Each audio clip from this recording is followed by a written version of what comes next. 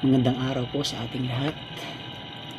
So, try po natin mag-ulam ng pambansang ulam ng Pilipinas, ang ligo. Try natin kung kasing lasa dito sa Taiwan ang ligo. Meron po meron po ito isang kanin, init na kanin. So mag-pray po muna tayo.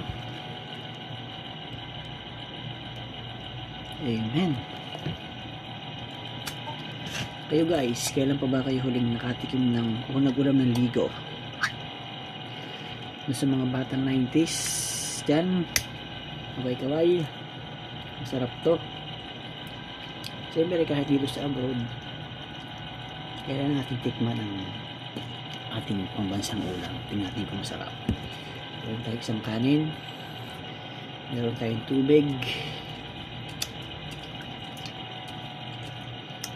inaw, usik-usik. Tingnan natin to. Tingnan natin kung masarap. Alam nyo, kailangan lang natin maging matutong makontento kung anong meron tayo sa buhay natin. Kagaya nitong ulam ko. Ang iba, hindi bihira mag-ulam nito. Pero dahil Pinoy tayo, kahit saan tayo mapunta, basta ligo, masarap. Tikman natin.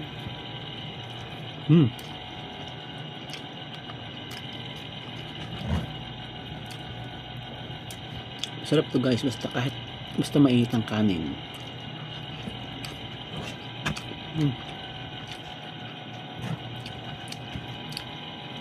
Sa ligo pa lang masaya na ako. Sana kayo din.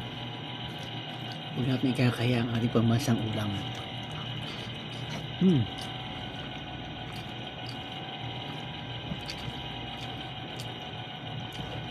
Parang tumama sa loto.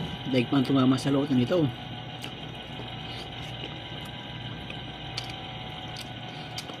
Bago tayo matulog, kailangan pa ngayon magpakabusog tayo.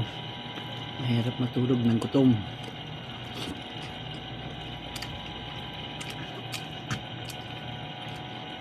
Wala lang tayong kalamansi eh. Isa na ito kung may kalamansi.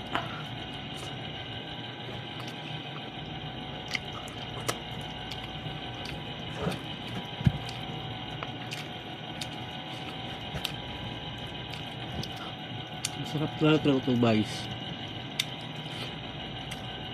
Sobrang sarap.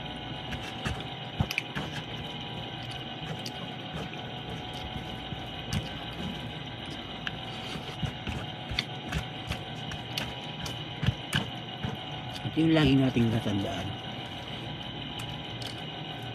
sana matuto tayo makontento kung anong bagay na meron tayo sa buhay natin. Kahit sa mga simpleng bagay lang, lagi natin ito pagpasalamat sa Panginoon kasi ito ay matatawag nating blessing. Gaya ng ulam mo ngayon, blessing to.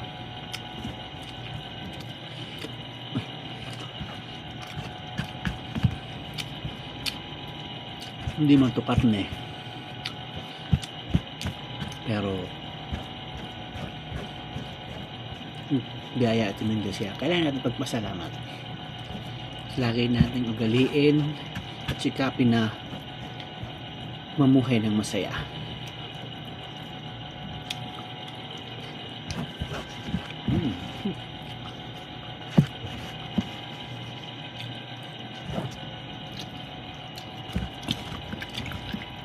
Okay po. Solve. Sabay ng malamig na tubig.